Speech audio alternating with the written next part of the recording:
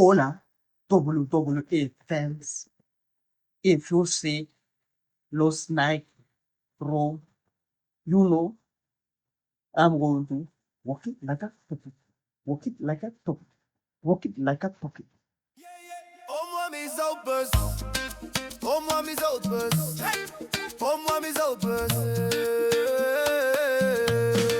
Omwami's outbursts. Talk that smack. Calling out the chaos. Breaking it back. Breaking it back. From the ring to the mic, we bring that truth first. Hard takes, deep cuts. Anyway, so WWE Raw at Atlanta, Georgia. And they decide to dedicate that Raw to AJ Styles. So the episode is a tribute to AJ Styles. And of course, being the nincompoop that you all love to hate, Gunther had to destroy the celebration. He just had to. I mean, there's no way they was going to let them celebrate AJ Styles after he choked him out. There's no damn way. And of course, Dragon Lee, being spineless as he is, decides to attack Gunther. Hence, securing himself a match with the career killer for next week. So, my condolences to you, Dragon Lee.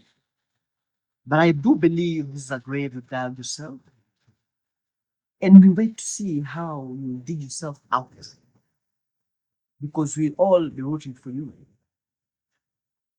Knowing there's a 10% chance of success. Yeah, 10% chance of success.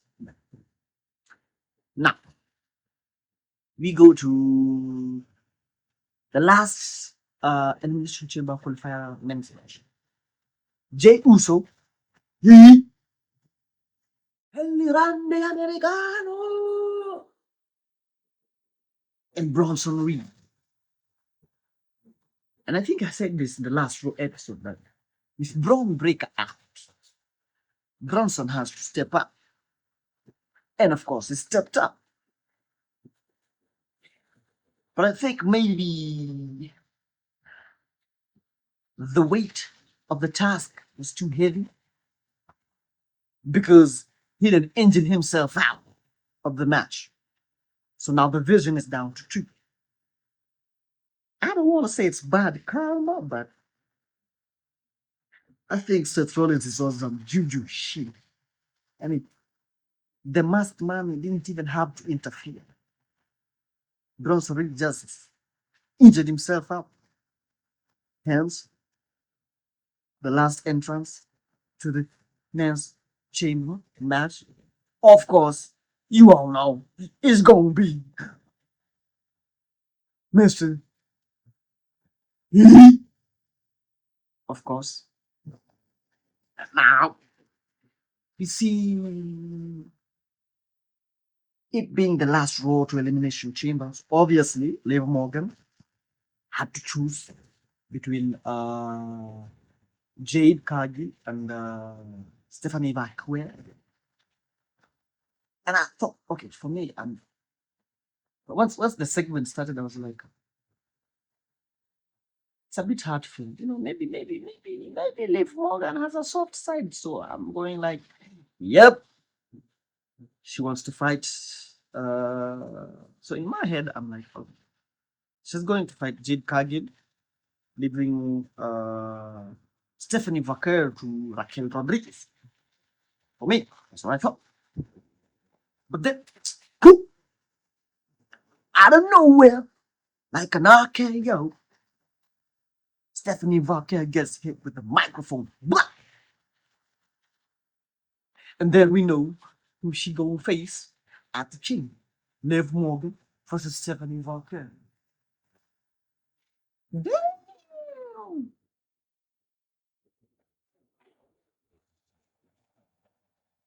I almost didn't see that coming. I saw it coming because they usually do that. I almost didn't see it coming because of the heartfelt messages and all that. But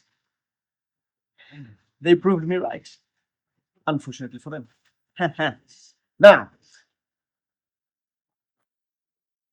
we go to the next match, which is the low-key legend, Natty versus Maxime Dupree. And the match is going to be a banger for me. Yeah, in my head, I'm like, this match is going to be a banger. Maxine is going to show off skills and she's going, decimate Natty, the decimator. But then, boop, she done knocked herself out. What the hell? I mean, it's like this Raw was just meant to be just a tribute. There was not supposed to be any feuds or anything. It was, what do you mean she knocked herself out in the past 5 minutes of the match? She was like, what?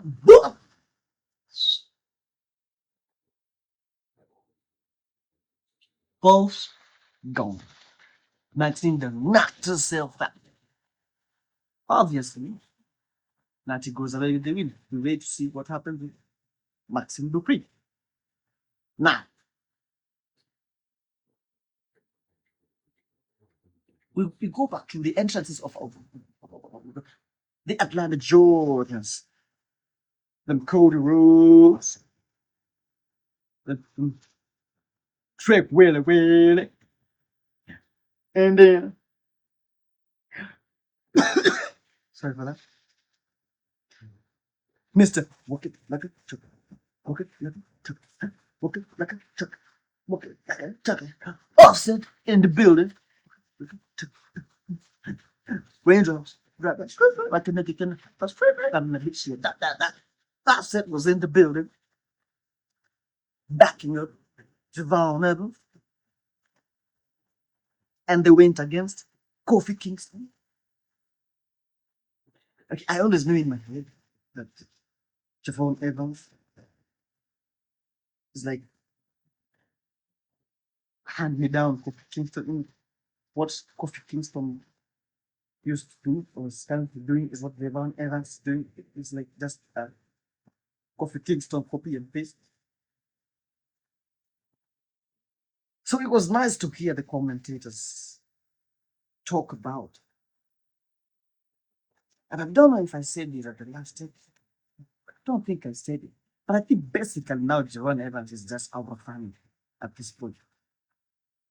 What do you mean you come up with a new move every week? Every week you guy. Like this spinner Rooney back and kick. I mean, what the hell? That boy just bounces and down.